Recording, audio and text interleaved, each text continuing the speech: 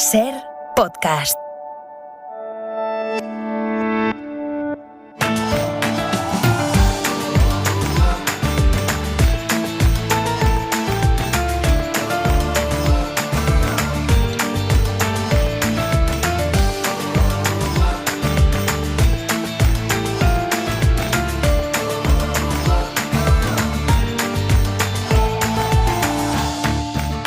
¿Qué tal? Buenas tardes. Abrimos la ventana de este jueves 21 de julio con un ojo mirando a Bruselas y el otro a nuestro bolsillo. El Banco Central Europeo acaba de subir medio punto de los tipos de interés en un momento en el que la inflación en España supera el 10%. También estamos pendientes de Italia, la tercera economía de la zona euro, de su crisis política y de cómo su inestabilidad puede afectar a la posición común de la Unión frente a Rusia. Hay mucha actualidad y la vamos a seguir aquí en la ventana, pero hoy os propongo que Matías Vallés en Radio Mallorca, buenas tardes. Buenas tardes, Marta. Aquí a mi lado, Lucía Embomío, buenas tardes. Buenas tardes. Miquel Lejarza, hola. Buenas tardes. E Iñaki de la Torre, hola Iñaki. Hola, ¿qué tal? ¿Qué te has unido esta tarde? Sí, con mucho gusto. Os propongo que hoy empecemos hablando de música porque el invitado que tenemos lo merece. Desde que te perdí, se están enamorando todas de mí. Y hasta algunas me quieren convencer que con ellos podría ser feliz. Desde que te perdí, las puertas se me abren de par en par. Se me abrió hasta la puerta de Alcalá y yo aprovecho cada oportunidad.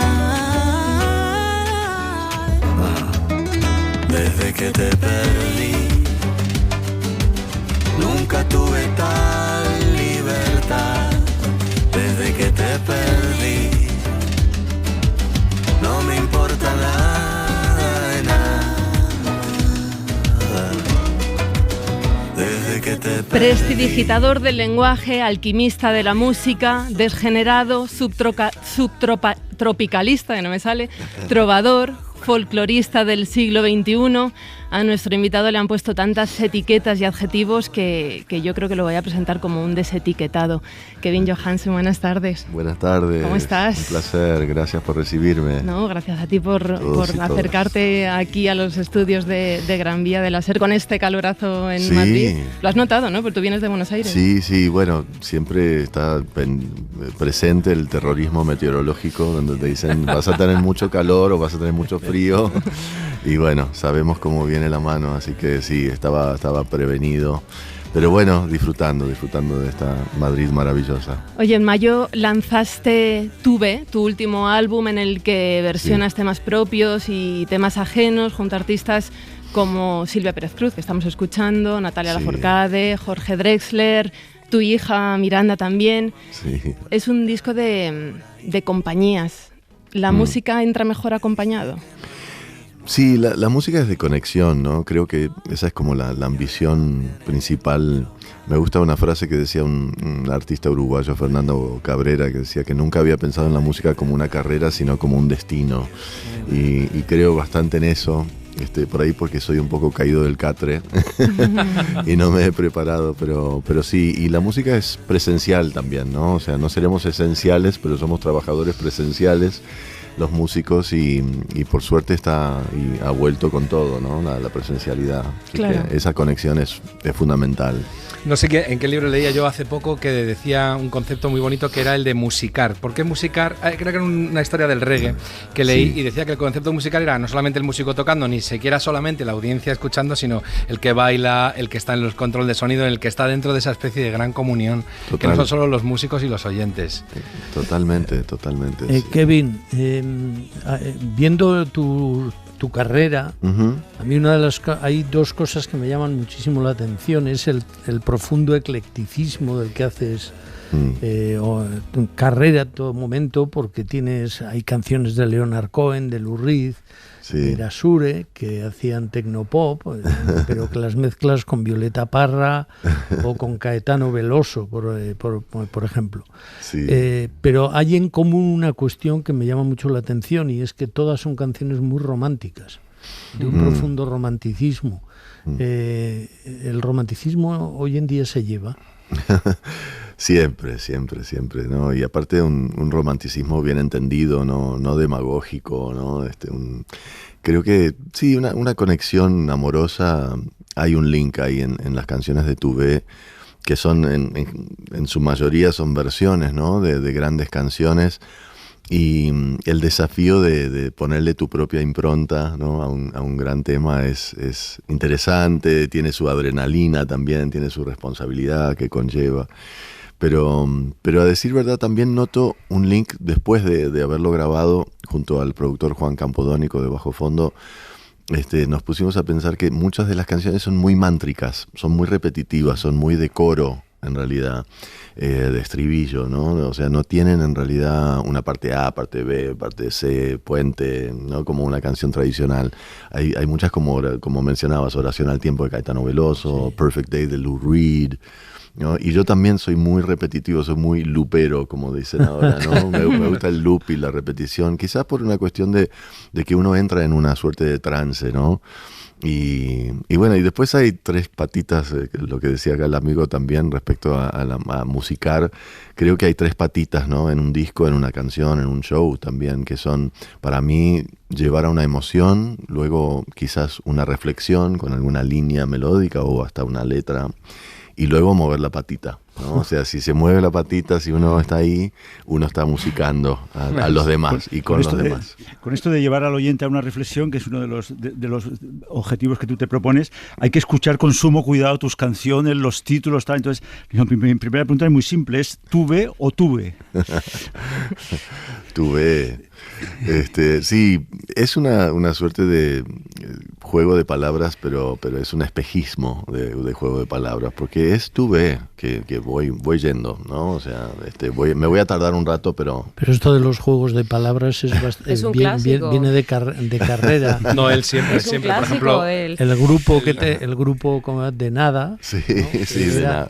Los nada y al mismo tiempo de nada. De nada, claro, porque los músicos siempre estamos diciendo mucho gracias y bueno, de vez en cuando podemos decir de nada, ¿no? Que estamos transpirando la camiseta. Y el algoritmo.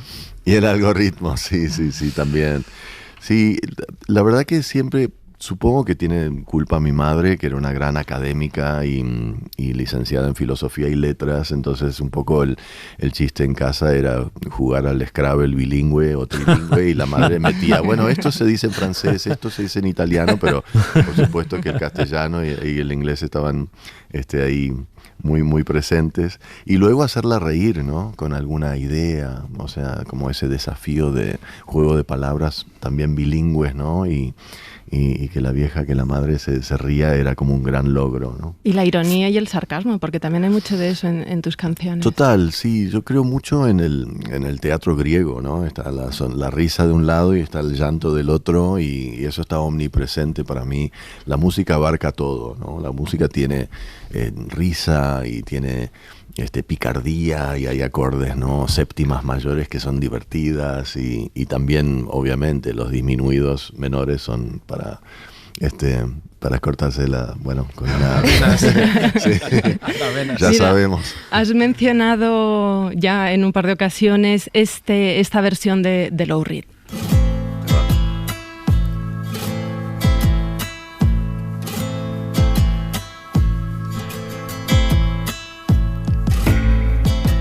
Just a perfect day. Drink sangria in the park. Then later, when it gets dark, we go home.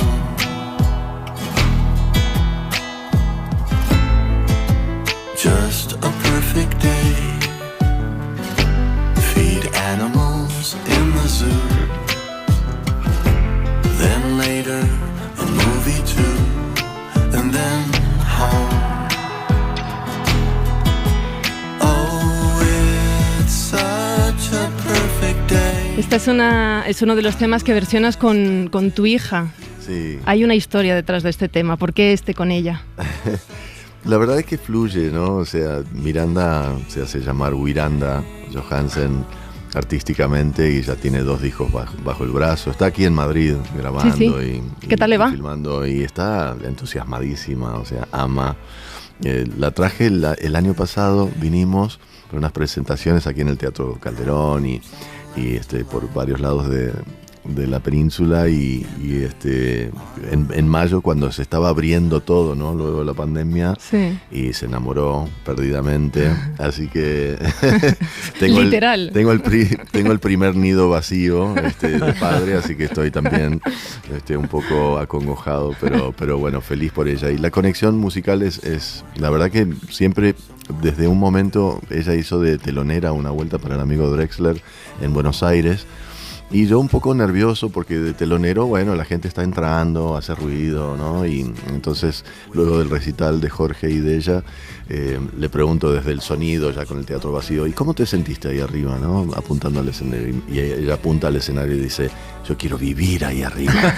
Con una seguridad, ¿no? Y uno tiene amigos músicos, grandes músicos, que padecen el escenario. O sea, existe el pánico escénico, ¿no? Entonces, ver eso como padre es como, bueno, listo. Ya está. ¿A ti te ha pasado alguna vez eso del pánico escénico? Me pasa como invitado. O sea, es rarísimo. Y me empezó a pasar en los últimos tiempos como peor. Como que cuando tengo que cantar una canción, entro en pánico, me olvido la letra o me olvido los anteojos, la presbicia, y empiezo a inventar la letra y cosas así terribles de Trágame Tierra. Me ha pasado. Pero como responsable, cuando estoy con un recital mío, no, lo disfruto mucho. Para mí lo asemejo mucho a una reunión que uno hace en su casa con amigos, ¿no? Que la primera media hora estás un poco preocupado, ¿no? Tienen la música, está bien, ¿no? De la bebida, la comida, y luego ya está, te relajas, ¿no? Los mitomanos necesitamos saber si sufriste pánico escénico con David Byrne, cuando grabas con el líder de Talking Heads, con una leyenda viviente. Claro, efectivamente. Es buena. Sí, la verdad es que lo que me pasa con los ídolos o con gente que uno admira mucho, me ha pasado también con Caetano Veloso, que vino una vuelta a verme tocar a Río, es que hay una voz interna que dice, Kevin, no digas estupideces, ¿no? Cuidado, que está frente a David Byrne, o sea, no sabemos cómo es, parece relajado y amable y afable, pero puede ser medio fóbico, no digas, ¿no? Entonces, y fue muy cómico porque grabamos y él ya muy amablemente había puesto un mail que decía 20 KJ songs que amo, o sea, que es para enmarcar el mail que mandó. Y cuando grabamos la canción, él iba a ir a un recital mío a la noche y le digo tímidamente, bueno, nos podríamos animar, ¿no? A hacer esta versión hoy a la noche. Sí, claro. Y recién cuando lo veo en el sótano de los camerinos del Mercury Lounge donde tocaba, con una cerveza de barril en la mano, dije, es un ser humano. De todas maneras, lo entiendo totalmente. Es una cadena de pánicos, ¿no? Porque tiene una canción, Rosalén, que se llama Siempre me emborracho antes de verte, que de hecho ella compuso ya empezando con esa letra contigo, porque estaba tan nerviosa de conocerte que dijo, bueno, tendré que beberme un vinito, que creo que fue una botella entera. Lo cuenta ella, no es ninguna intimidad. Sí, es verdad. Hoy he hablado con la querida Rosalén, sí, que estaba yendo hacia su tierra a hacer un festival y sí, me he acordado de eso, sí, una hermosa canción compartir con ella y también comprobó la humildad de los grandes. Y en esa cadena de pánicos, como has dicho tú, sí. ¿Qué se queda o qué se pega? ¿Qué se pega? Y no, la verdad es que uno se queda con esa conexión, ¿no? Y creo que el otro también percibe y puede estar, ¿no? En su peo, como dicen, ¿no? En la suya. Pero creo que somos grandes perceptivos, ¿no? O sea, nos dedicamos también a percibir más allá de lo visual, ¿no? La música es intangible e invisible. Entonces hay algo donde dicen que Willie Nelson, por ejemplo, necesitaba mirar en el público a una cara que sonreía. Sí, es verdad. Porque él necesitaba conectar con alguien y eso lo llevaba a un lugar lindo y amable. Y yo no puedo mirar a alguien puntualmente porque creo que me enamoro, tengo miedo y soy muy cobarde, pero además porque me parece que necesito percibir un todo, como que necesito percibir todo y ahí es donde como que digo, ok. Hay una anécdota muy buena parecida a esta que los Rolling Stones, concretamente Mick Jagger, se empeña en llamar a Sonny Rollins, al saxofonista de jazz, para que grabe el solo de una canción que se llamaba Waiting on a Friend, ¿no? Y entonces el Sonny Rollins dice, vale, y entra todo serio como diciendo, estos poperos a mí, ya ves tú. Y dice, Jagger le está intentando explicar, no quiero que hagas esto y lo otro, ponle un trozo de la canción. Y otro, sí, pero tú ven conmigo a la pecera. No, pero ponle el trozo de la canción que lo... No, sí, pero tú ven conmigo a la pecera. No, pero sí, pero no, yo te explico, que no me expliques. Y dice, ¿cómo que no te expliques? Se pone delante del micro con el saxo y dice, venga, ponte a bailar, chaval. Y entonces él tocaba mientras Jagger bailaba. Si no encontraba esa conexión de alguien bailando, no tocaba. Genial.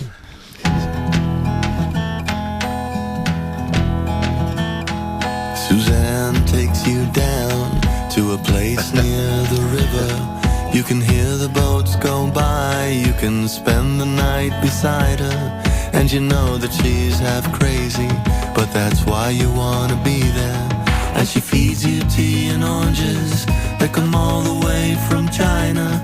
And just when you mean to tell her that you have no love to give her, that she gets you on her wavelength, she lets the river answer that you've always been her lover.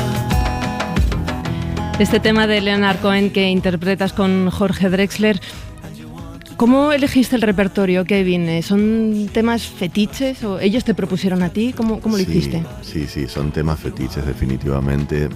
Bueno, con Juan Campodónico, cuando supimos que íbamos a trabajar juntos, lo primero que le dije fue, no estoy en contra de la zona de confort, estoy a favor, ¿no? Ante lo cual se me rió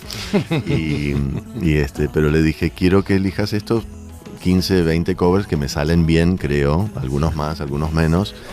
Y él insistió con que hayan algunos temas propios también, ¿no? Porque inicialmente iba a ser un disco completamente de covers y de versiones de otros.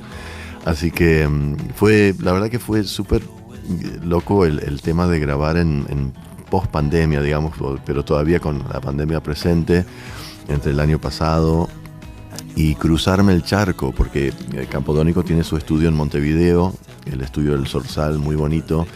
Entonces lo primero que me dicen ahí todavía en la pandemia es, bueno, vas a tener que estar en un hotel encerrado 7 a 10 días. Y yo con un hijo de 7 años dije, ¿dónde firmo? Dije, por favor, quiero estar solo un rato después de estos 9, 10 meses de parto, entre comillas. Susan tiene un riesgo enorme porque está muy versionada, muy cubierta, una de las más de Leonard Cohen, y además casi nunca se supo quién era la auténtica Susan de Leonard Cohen. ¿Tú lo dedicas a una mujer en concreto o da igual? No, nunca da igual. Lo que se sabe de Susan es que la primera versión la hizo Judy Collins. Wow, sí, es verdad. Mal no recuerdo. Sí, ¿no? Hay una colaboración. Pero sí. Bueno, de verdad enhorabuena, porque las versiones no solo están excelentemente bien interpretadas, sino que además denotan un gusto extraordinario. Solo les veo un problema. Es que a gente de mi edad nos retrotrae a aquellos tiempos y a ver ahora cómo quitamos la nostalgia de encima durante las próximas horas, ¿no? Pero la verdad es fantástica. Sí, para mí es un poco comprobar que una buena canción siempre es nueva, ¿no? Me pasa un poco eso, ¿no? A veces mis hijos, pongo un tema de los Beatles o de Creedence o de Caetano y dicen, papá, de vuelta esa canción, ¿no? Como de vuelta, eso parece el día de la marmota. A mí hay una canción que hiciste, sí, a la que le tengo un cariño muy especial, y es una colaboración que hiciste con Marcos Munstock, el de Lelutier, que se llamaba La Bachata. La Bachata. Es otro juego de palabras. Sí, todo sí. Está lleno. Es un humilde homenaje a los grandes pero claro, Lelutier. Pero sí. hacer canciones con Lelutier, con Violeta Parra, con Caetano Veloso o de Leonard Cohen es de un eclecticismo realmente brutal. ¿Cómo se construye un estilo a base de no tener un estilo único? Yo creo que en realidad todos tenemos como 3 bateas, ¿no? En casa. Tuve la suerte de tener esta madre melómana de la que hablaba, que bueno, escuchaba desde John Baez a Violeta Parra, desde los Beatles a Cat Stevens. Había mucho folclore y tango. Y folk del norte también, ¿no? Entonces esa es la primera batea de la infancia, la que te toca. Si tienes un tío melómano o una madre melómana. Y luego está la de la adolescencia, ¿no? Los años mozos, que uno empieza a hacer su propia batea, su propia a construir su identidad, ¿no? Musical. Y luego la de la madurez, ¿no? Que también se juntan las dos cosas, creo. Y esto es un poco lo que me pasó.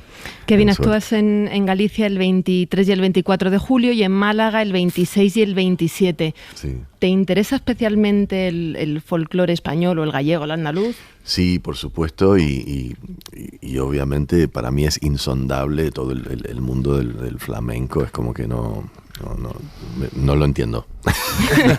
O sea, es como que digo en broma, yo debo tener sangre cigana, debo tener sangre paya y sangre sí paya también. Pero en esa mezcla ando.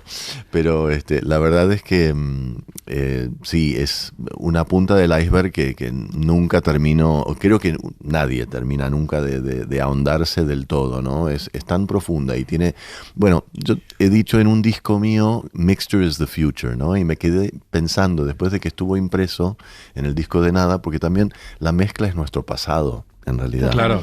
Y el presente. Y el presente y el futuro. Pero digo, uno, ¿quién no tiene una bisabuela de un lado y un tío abuelo de otro? Y, claro, ¿no? Y claro.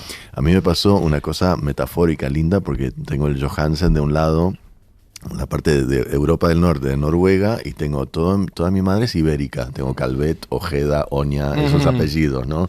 Desde Cataluña a Galicia, ¿no? Pasando por Asturias y Bilbao, que tengo hasta mi bistío, abuelo urbano todavía vivo. Y la verdad es que creo que en esa mezcla también los estilos musicales se cristalizan, ¿no? De repente aparece un género, ¿no? Como el flamenco o la bossa nova o el son cubano, y me fascina esa cristalización de los géneros, ¿no? Pero provienen todos de primos hermanos entre sí, de alguna mezcla, o primos lejanos. Y bueno, eso sin ser un arqueólogo de la música, ni mucho menos. Todos somos mestizos. Pero de algún modo sí. Oye, tengo una canción que es la mía preferida de este disco, que además es la más añeja de todas. Hay quien dice que un hombre de barro es de músculo y sangre, un pobre hombre es músculo, sangre, hueso y piel, una mente frágil y espalda granel. Bueno, de todas las canciones que hay, esta yo creo que es la más antigua, pero es además norteamericana, de los años 40, si no he mirado yo mal, y con mucho contenido social, eso lo sabes tú. Sí. La compuso un guitarrista de country del montón, porque no era un tío muy famoso, Merle Travis, pero en realidad la hizo famosa otro hombre que se llamaba Tennessee Ernie Ford. Some people say a man is made out of mud. A poor man's made out of muscle and blood. Que contaba que esos pitos que se oyen, ese chasquear de los dedos, es él mismo intentando darle a la banda la velocidad que él quería, porque se metieron a grabarla de repente y le dijo a la banda, ¿a qué velocidad tocamos? Y dijo, pues venga, esta. Y entonces son sus propios pitos de la pista básica. Pero en la letra que ha hecho Kevin se dice lo siguiente, se dice 16 toneladas y ¿qué conseguís? Un día más viejo y en deuda seguís. Y eso es porque sacó esas dos frases de dos cosas. Una que le contaba, que le dijo su hermano, que le escribió desde el frente, y le dijo, aquí se acaba de morir a mi lado un corresponsal de guerra, y en realidad ha estado trabajando como un perro, como un obrero de la guerra, pero un obrero, pero resulta que de que le ha valido, no le ha valido de nada, ¿no? Y lo juntó con otra frase, esa es la frase de 16 toneladas y que conseguís. Pero lo de un día más viejo y en deuda seguís es una cosa que le contó su padre, que también era minero. Aquí habla de cómo se trabaja en la mina, de cómo se van sacando pesos. Wow, no sabía. Cosas de pesos, sí. Bueno, pues el padre, que había trabajado en la mina, y toda la familia, le contó una vez que era muy difícil vivir allí porque les pagaban mal y encima les pagaban con unos vales para comprar. Y entonces resulta que cuando dice, San Pedro, no me llames que no voy a ir, le debo mi alma a la Company Store, quiere decir que es que esos vales solo valían para comprar en la tienda de la propia compañía que les pagaba, o sea, una cosa alucinante. Ahí de ahí lo sacó la canción, que por cierto hay una versión que no sé si tú conoces, la española, que la hicieron aquí José Guardiola, que era muy famosa. Desde que apunta el sol me debo al control y soy para el capataz un número más. Mi nombre es inquietud y es preocupación, pero suelen llamarme Polea John. Cargar 16 tons y descargar Pues Kevin, muchísimas gracias por haberte acercado a La Ventana, por este ratito de charla. Gracias a ti. Terminamos con el tema que da nombre a tu disco nuevo. ¿Cómo no? Tú ve. ¿Cómo no? También voy a hacer un pedacito de Modern Love para el amigo. A Bowie. Pero bueno, tú ves este manifiesto amoroso, un poquito como el doo-wop de los años 50, ¿no? Que decían doo-wop, wop, doo-wop, shalala, doo-wop, wop, doo-wop, shalala. Tuve, te alcanzaré si una vez más me retrasé, si tengo mis tiempos, sí, ya lo sabemos, por eso tuve que ya voy para allá. Y cuando llegue, vamos a bailar, sí, es nuestra forma de comunicarnos, porque nunca fuimos muy de verbalizar, porque todos de algún lado ya venimos averiados. Nadie va a quitarnos lo que ya hemos bailado. Tú ve que no me tardo y no habrán peros ni sin embargo, no. Eso dejémoslo para los amargos, por eso tuve este amor y este amor me tuvo a mí, sí. Lo que me importa es que seamos felices, porque nadie es de nadie, somos todos de la calle, hijos de los vientos, de montañas hasta mares, todos de algún lado ya venimos averiados y elegimos amar, rescatando y cuidándonos, y exigimos amar, maltratando y dañándonos, y decidimos amar, porque nada es para siempre salvo este amor. Uapa, laira, uapa, laira, uapa, laira, salvo este amor.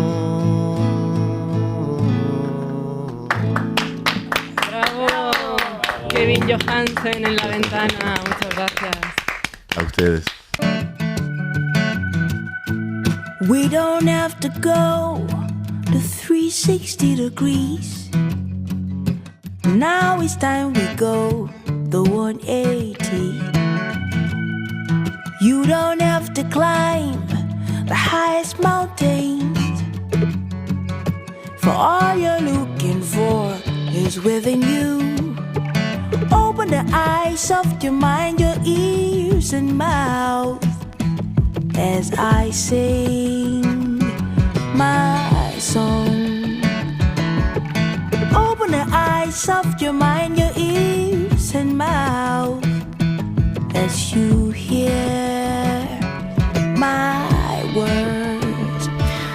Son las 5 menos 20, las 4 menos 20 en Canarias, y aquí seguimos tomando café con Matías Vallés, con Lucía Ambomío, Miquel Lejarza, Iñaki de la Torre. Hay temas con los que no nos cuesta empatizar porque nos sentimos identificados, otros que vemos más lejanos porque lo son, ya sea geográfica o culturalmente, y otros que nos pensamos lejanos, pero que los tenemos aquí al lado. En España, por ejemplo, hay más de 3.600 niñas entre 0 y 14 años que están en riesgo de sufrir mutilación genital. Son datos analizados por la Fundación WASU y la Universidad Autónoma de Barcelona. Las consecuencias para las mujeres que sufren ablación, que se estima que son más de 50 millones en todo el mundo, son muchísimas. físicas como dolores intensos, hemorragias, infecciones, problemas urinarios, menstruales, sexuales, complicaciones en el parto, y también psicológicas, ¿no? Afecta a la autoestima, a la concepción que tienen de su propio cuerpo, las relaciones en pareja. El primer médico en España que se dedica a la reconstrucción genital femenina es el ginecólogo Pere Barri Soldevila y está en Radio Barcelona. Podemos saludarlo. Doctor, buenas tardes.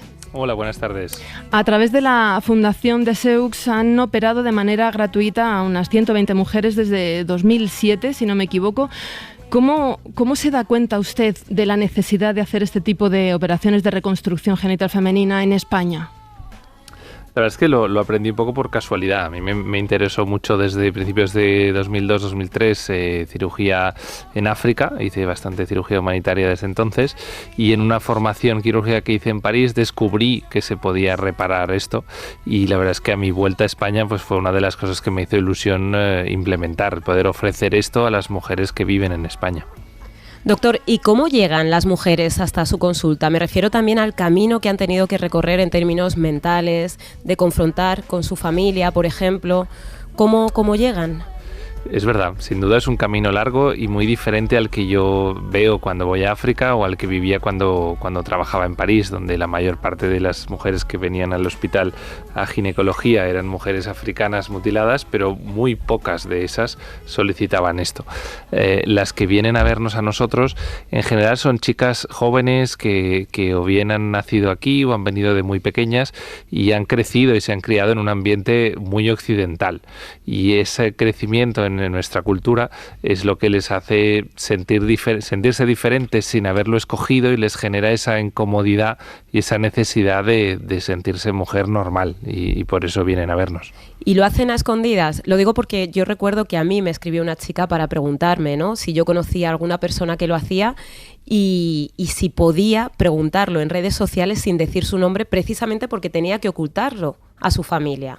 Es totalmente así, es muy curioso porque uno como cirujano cuando ve pacientes que vienen a operar, pues a operarse se acompañan de pues sus parejas o sus padres y en este caso no, porque es algo pues muy íntimo y que además no solo no lo quieren compartir con sus familias, sino que a veces no quieren que sus familias se sientan culpables o que el entorno en el que viven culpabilicen a los padres en concreto, ¿no? Y por eso pues las acompañan amigas. Hoy en día, como siempre ocurre en medicina del clásico boca a oreja, pues son muchas pacientes las que acompañan a nuevas mujeres que vienen a ser operadas. Pero la mutilación genital inicial, en la mayoría de los casos, ya sé que no todos son iguales, pero se realizó viviendo ya, digamos, en España o antes de venir de sus países de origen, porque creo que si se hizo aquí sería incluso un objeto de denuncia, ¿no? Es un procedimiento que se lleva a cabo sin respetar la autonomía del paciente y violando sus derechos humanos según la Organización Mundial de la Salud. Sin duda, así es. Hace muchos años parece ser que sí, que alguna mutilación se realizó aquí en nuestro país, pero hoy en día, que yo sepa, no tenemos conocimiento y por suerte pues no ocurre. Sí que es cierto que la ley en España y en Cataluña no solo persigue el que se practique la mutilación aquí, sino que en el contexto de un viaje familiar o de unas vacaciones, estas niñas en riesgo que tenemos identificadas pues puedan sufrir una mutilación con motivo de un viaje allí. Y os diré que esta es una de las situaciones más difíciles de resolver, porque una niña, sobre todo cuanto mayores son, que ha crecido en nuestro entorno, el daño psicológico que le supone habiendo nacido y crecido aquí, que con motivo de un viaje a los 10 o 12 años se produzca una mutilación, ese sí que es muy difícil de reparar. Tenemos el testimonio de una de sus pacientes, que no vamos a decir su identidad, pero me gustaría que lo escuchen. Nací en Bañolas, decidimos irnos a África de viaje para conocer a la familia y ahí es cuando mis abuelos decidieron mutilarme a la edad de los 5 años. A través de mi trabajo me enteré de que había un programa de reconstrucción en Seux y de allí llamé y me explicaron todo. Me dijeron que el doctor Barri era el que hacía las reconstrucciones y de allí entonces me derivaron a la ginecóloga y a la psicóloga para primero tener una primera visita y para saber cómo estaba y de ahí pusimos fecha para la operación. La operación duró muy poco y ya cuando me desperté ya estaba todo hecho. El acompañamiento fue muy bueno porque me ofrecieron a toda disposición a un psicólogo, a un ginecólogo, me llamaban cada 2 días para saber cómo iba en casa y me daban la opción de volver a venir, y también el día de la operación me daban la opción de quedarme aquí 2 noches para saber mi estado, pero como salí bien preferí quedarme en mi casa. Antes me daba vergüenza al ir al gimnasio y ser diferente a las otras chicas, y también con el tema placer, con el tema sexual, y ahora me ha cambiado la vida totalmente. O sea, y lo noto físicamente y espiritualmente, completamente diferente. Creo que falta mucha información sobre eso y creo que tendrían que remarcar más que es gratuito, porque he conocido a muchas chicas que les gustaría hacérselo, pero tienen miedo o se piensan que lo tienen que pagar, o hay muchas chicas que saben que existe la posibilidad de hacerse la reconstrucción, pero se piensan que solo se puede en Londres y en París, y no saben que en Barcelona también hay. Lo que me gustaría decirles a las chicas que están pasando por lo mismo que yo, que han pasado, que no tengan miedo, que no tengan vergüenza, que esto es totalmente discreto, nadie lo sabe. Vienes, te operas, te ayudan psicológicamente y moralmente, y que queda aquí. Doctor Barry, ¿en qué consiste la reconstrucción? ¿Es posible recuperar la fisonomía de una mujer no mutilada, pero sobre todo cómo se devuelve la sensibilidad? Disculpe la ignorancia, pero no sé cómo. Yo estaba pensando lo mismo, claro. Además, exactamente lo mismo. Pues la verdad es que es una cirugía, de verdad que es reproducible, enseñable, y los resultados son buenos. Lo que nos falta es pues un poco más de divulgación, porque de verdad que es fácil ponerla al alcance de compañeros y compañeras que tengan un mínimo entrenamiento quirúrgico en cirugía ginecológica. El conseguir un aspecto normal que no llame la atención a ojos de un profano, que parece una frivolidad, pero es súper importante para chicas de esta edad, pues no tener que dar explicaciones, no tener vergüenza. Claro. Eso es habitualmente lo conseguimos en más del 90% de los casos. Y lo que es más importante, recuperar la capacidad de estimulación sexual de estos clítoris, lo conseguimos en un poquito más del 70% de los casos. Nos gustaría que fuera el 100%, pero claro, depende mucho de la afectación, de la radicalidad de la mutilación y de la afectación psicológica acompañante. Pero piensen que claro, partiendo de cero, un 70% es un muy buen resultado. Ustedes restauran el trabajo que a menudo ha llevado a cabo otro médico, un sanitario, que dicen que actúan allí en estos países para precisamente conseguir unas condiciones, digamos, higiénicas mejores. ¿Cómo justifican ellos esta intervención, y cómo es la discusión con usted cuando estaba ahí en África, cuando tiene que hablar con este personal sanitario? Bueno, la verdad es que no suele ser un médico, desgraciadamente, el que hace esto, y de hecho, pues en países africanos que conozco bien, pues existen en prácticamente todos leyes que prohíben la práctica de la mutilación, y así debe ser. Lo que ocurre es que desde que hay leyes prohibicionistas, pues la mutilación se hace en entornos menos controlados, con menos conocimiento, y entonces probablemente se haga menos, pero con menos frecuencia, pero se hace también con más riesgo, ¿no? Y realmente todo es un problema de cultura. Cuando tenemos la oportunidad de hablar y de compartir lo que implica la mutilación, los riesgos que tiene, los propios que lo practican, incluso los padres que piden que a sus hijas se les haga, se tiran de los pelos porque no son conscientes de todos estos riesgos. Pero, doctor, todo esto que estamos hablando tiene como epicentro un poco lo que es la reconstrucción, digamos, física. Pero supongo que el daño más gordo es la psicológica. Cómo reconstruir psicológicamente a estas niñas, que son niñas que han sido violadas absolutamente por su propia familia, que les ha llevado esto, porque claro, son además mujeres que luego tienen que volver a ese mismo entorno familiar. ¿Cómo se trabaja toda esa parte? A mí particularmente en nuestro programa me interesó desde el principio hacer un seguimiento psicológico de estas pacientes, y de verdad que es mucho más importante que ceñirse solo a lo quirúrgico, aunque yo sea cirujano. De hecho, en el primer día, en la primera visita, lo primero que hacemos es una evaluación psicológica, emocional y de su vida sexual, para conocer este estado.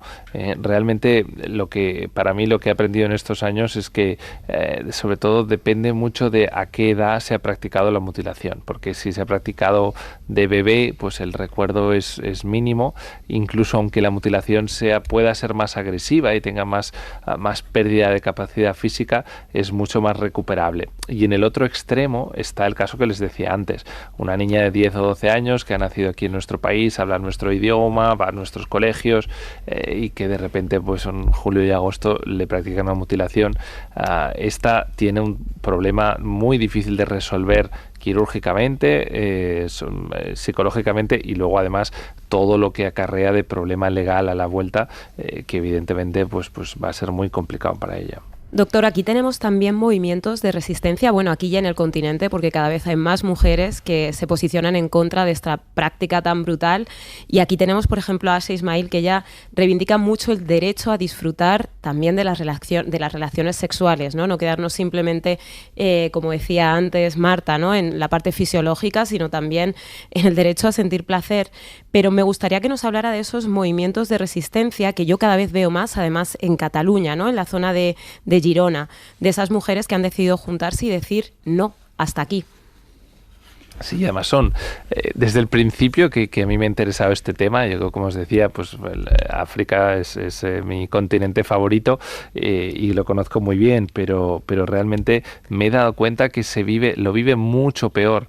El ser una mujer mutilada lo vive mucho peor la mujer que vive aquí que la que vive en África, y eso es un concepto nuevo que yo he aprendido en estos años, y he aprendido que realmente pues las verdaderas protagonistas de todo esto son las mujeres mutiladas que viven aquí, porque son las que psicológicamente lo viven peor porque se sienten diferentes sin haberlo escogido, y es normal que sea de aquí de donde surgen todos estos movimientos de decir basta.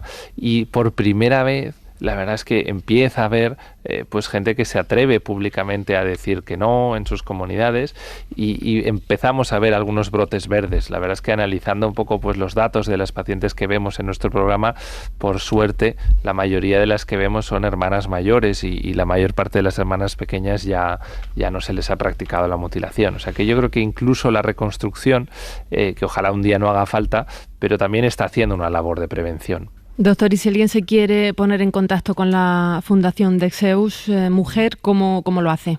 Bueno, a través de todos nuestros canales de redes, de web, por internet están todos los accesos, y además forma parte de nuestro programa principal de responsabilidad social corporativa de nuestra fundación, con lo cual, como se pueden imaginar, el acceso es fácil y sencillo, y como bien decían al principio, es un programa gratuito al que estamos encantados de acoger a nuestras pacientes, y lo que esperamos es llevamos tiempo trabajando también en divulgar desde el primer día, ¿no? En que realmente no sean las pacientes las que se tengan que desplazar, sino que en su territorio esté disponible esta técnica, que es barata, es reproducible y es muy accesible.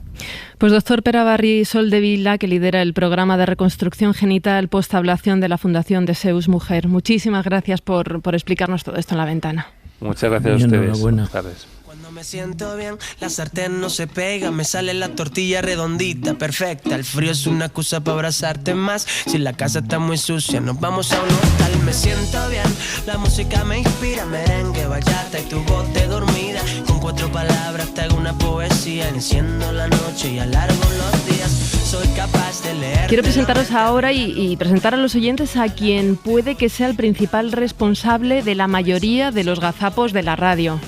Son las 9:04, las 3:04 en Canarias, las 3:04 en Canarias. Isabel Villar. ¿Qué tal? Buenas noches, Aymar. A esta hora, las 9:03, las 4:03, las 9:03, las 4:03, las 8:03 en Canarias. Son las 19 minutos de la mañana, las 8:09 en Canarias, 8:09 en Canarias. 6:45 y 40 en Canarias. Y a las 10:32, un minuto menos en Canarias, un minuto menos en Canarias. Continuamos en Avivir, que son 2 días. 2:38, las 8:38 en Canarias. En Canarias no, en Caracas. En Canarias es la 1:38. boquiabiertos. El domingo a las 3:12 de la tarde en Canarias, las 2:12 en la península. A las 3:12 de la tarde en Canarias, las 2:12 en la península, el volcán de Montaña Rajal. José Antonio Pardellas, buenas tardes. Buenas tardes. José Antonio, ¿puedo decir que usted es el creador de la frase una hora menos en Canarias? Bueno, el creador, el que la inició, vamos, porque crear solo... Usted era corresponsal de Radio Nacional en Canarias cuando usaba esta coletilla por primera vez. No, vamos a ver, yo era empleado de Radio Nacional, redactor locutor. Lo que pasa que era una especie de portavoz de las noticias de Canarias desde el centro emisor del Atlántico, que así se llamaba Radio Nacional de España, con las intervenciones que había que hacer con la península. Por la mañana con Luis del Olmo en protagonista, por la tarde con Eduardo Sotillo en Para Vosotros Jóvenes, etcétera, etcétera. Por la noche, circuito nocturno con Joaquín Ramos, etcétera, etcétera, como te digo. Y empezó repitiendo esta frase hasta que ya se ha quedado. Hasta que cuajó, luego sí, después de... Y además por la intervención de un director que hubo aquí en una reunión de jefes en Madrid, dijo, oye, que lo de una hora menos en Canarias no salga solo en los programas que interviene Pardella, ¿por qué no sale también en los demás programas? Y por ahí empezó a cuajar. Luego se hizo eco los informativos y posteriormente, como bien sabes, las demás emisoras, no solo de radio, también las televisiones. Y hasta en el teatro se gastaba alguna broma. Creo que no sé si te lo comenté a ti o a una compañera, 2 en el teatro. Hola Pepe, ¿qué tal? Tanto tiempo sin verte. Por cierto, ¿cuántos años tienes? Pues tengo 65 años, 64 en Canarias. Bueno, sí. ¿Usted era consciente de que esta frase al final es la mejor promoción de las islas, más allá de las islas? ¿Todavía más que el clima y los plátanos? No, hombre, no tanto como eso, no. Sí, es una referencia, sí, si quieres, simpática. Nos dicen siempre que Madrid es la... Sin lugar a dudas te diré que ha producido muchas confusiones. Porque, pero si yo tengo las 11, ¿cómo dicen las 10? Viendo el reloj, ¿no? Cosas así. Yo alguna vez casi llego tarde a esto, a la ventana, cuando lo hacemos en Canarias, porque me lío con la hora y digo, ostras, que tengo que ir ya. Pero sí, cosas de esas han pasado y en algunas ocasiones, según contaban, en algunas agencias de viaje, con motivo de la asignación de horas para vuelos y viajes. Claro. Pero yo he visto que ahora se ha suprimido esta fórmula, ¿no? Se dice simplemente son ¿Cómo? Las 5, que ahora parece que se ha suprimido la fórmula, se dice son las 5, las 4 en Canarias. No se dice una hora menos, sino que se dicen las 2 horas. No sé si ha habido un criterio. Mismo, ¿eh? Sí. No, bueno, depende, yo oigo las dos cosas, pero viene a ser lo mismo, ¿no? Sí, es especificarlo, pero yo es que no sabía si había habido alguien, no sé, un comité ético, un comité de esto cronológico, ¿no? José Antonio. Decidido, por favor. Dime. Bueno, se le podría dar la vuelta a la frase, ¿no? Y decir una hora más que en Canarias. Exactamente. No, una hora, yo lo he oído, ¿eh? Una hora más en la península. Sí, sí. Cuando se dice aquí, son las 4. Por ejemplo, ¿no? En el archipiélago, son las 4. Una hora más en la península. Cuando se dice aquí. Y es verdad lo que dicen, que cuando uno va a Canarias, usted tiene esa experiencia, da la sensación de que allí realmente vives no solo en otra hora, sino con otro tiempo, con otro ritmo, con otra... Es una metáfora de todo eso, ¿no? Hay una frase que no nos gusta nada, por aquello, ¿no? De lo que aquí se cultiva, dice que somos aplatanados. Sí, pero yo creo que es más bien por lo de los plátanos que por el clima. Oye, que como bien sabes, en los climas tropicales, y este es un clima subtropical, pues hombre, la gente, pues por efectos del calor y tal, pues hasta anda más despacio, si quieres que te lo diga, ¿no? José Antonio Pardellas, muchísimas gracias, creador de una frase una hora menos en Canarias y responsable de que casi todo el mundo en la radio nos tropecemos cada vez que damos la hora. Un beso. Muchas gracias, un fuerte abrazo. Un abrazo, José Antonio.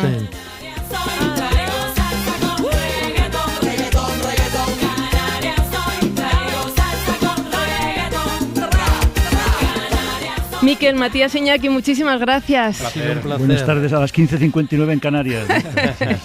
Lucía, seguimos tú y yo luego en la contraventana. Perfecto.